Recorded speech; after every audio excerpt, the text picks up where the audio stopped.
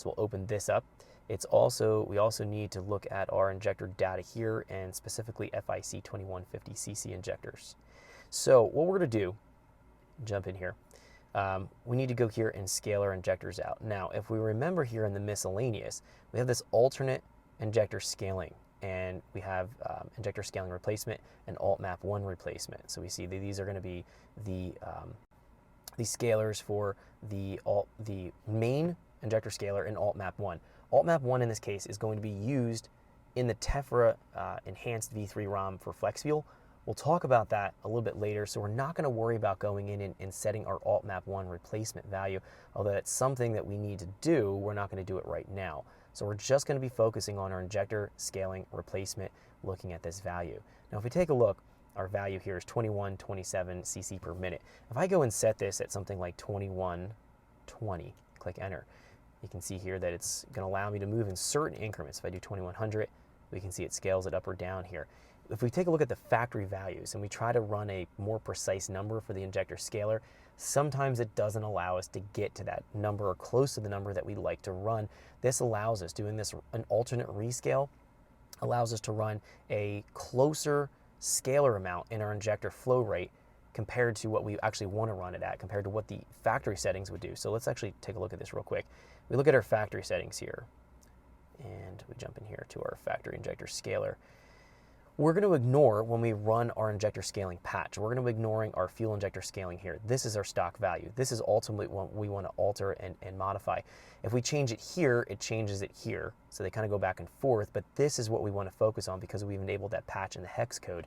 Let me demonstrate something really quick. If I want to go and scale my stock injector scaler, this is the stock injector scaler, this is our new alternate injector scaler. If I wanted to scale my stock injector scaler here, it's something like 2020, we can see it rounds it to 2089. If I wanted to round it to 2000, we can see it goes to 1949. So let's go here and set this back. Let's do Control Z to edit undo. If we see we're editing our stock value here, it does alter our alternate. This is what we want to focus our efforts on, but I wanted to show you when I wanted to put in 2000 here, it scaled it to 1949. So if I try to use my new updated scaling here and I put in 2000, you can see it goes to 2017. It's more precise in the adjustment it allows us to make. This is where we want to go and alter. Let's close our stock injector scaler. I just wanted to point that out. So let's go and get our injector scaler sorted out here for these particular injectors. We're going to use our calculator here, and we're going to put in the values that we should work with. Stock injector size here would have been a 532 cc per minute.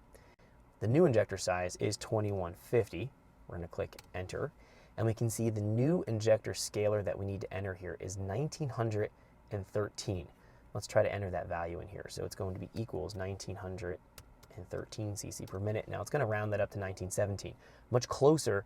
If we had the factory scaling amount here, it would probably round it way up or way down. We might be off by 50 to 70 cc per minute. We never can quite get the scaling right because the resolution isn't as nice. So that's what the purpose of the rescale is for. So hopefully that makes sense. Super important with a big injector so you can get things scaled, very minor tweaks in your adjustment in your injector scaler. All right, so we're going to ignore at this point our injector scaling. This is no longer relevant. We're going to ignore this value, just only use the top value we just talked about. The injector latency compensation, this is super important. This is going to be factoring in the lag time and opening the injector and closing the injector when we're telling it to pulse on. This is really important for big injectors like these. So let's go here and let's take our latency values from our data sheet. We're going to copy this and we're going to paste it right into our latency chart here. Copy paste, pretty simple. Much lower values than stock, much bigger injectors. So this is huge, huge deal on a big injector like this. If you do not have even close data, the car will not perform properly. You're going to have all kinds of odd problems, especially trying to control the injector. So we just copy and pasted that data from our supplied data sheet. There's a minimum pulse width stock. We're going to ignore this value. So we're going to come down to talking about down below here. We have a minimum pulse width we can enable and have an alternate minimum pulse width because the stock one here doesn't allow us to go anything lower than 1.28 milliseconds. On a big injector like this, that may keep us at 10-to-1 air fuel. We can never lean the air fuel out. This is going to be the bottom or the lowest the injector is going to be allowed to operate at. Even if we're telling it and commanding it to lean out more, it will not go any leaner and blocking out by this particular base minimum pulse width, but we can override that, especially with big injectors. This is important. We'll get into that. Let's keep moving down our list. We have our open loop loads. This is going to keep it from the transition from our closed loop into open loop. This is where it'll transition over. We'll keep our values here the way they are. I don't usually have to adjust those. They're probably not super important, so I'll leave them alone. Max rich air fuel clip, we don't have to worry about. Cranking enrichment injector pulse width adder and cranking injector pulse width. These two tables here are going to have to absolutely be changed. These values that we find in the table represent the cranking values that we need to have for stock injectors. Now we're about 4 times larger of injector, so naturally we need to turn these values way down. We have our calculator here, and that's the purpose of this calculator. It's going to allow us to scale our injector cranking here, as we're finding from our tables. We simply copy our stock values here, and then we can take our stock values from our file here. So let me just illustrate this. We'll grab our cranking enrichment. We'll go into our calculator. We'll paste that. So I copy it from here. I'm pasting here. Thanks for checking out our teaser clip. If you want to see the rest of this video and more than 500 hours of current EFI training we have to offer, make sure you click right here.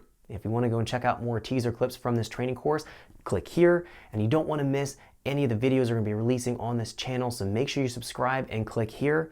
Thanks for watching, and I'll see you guys later.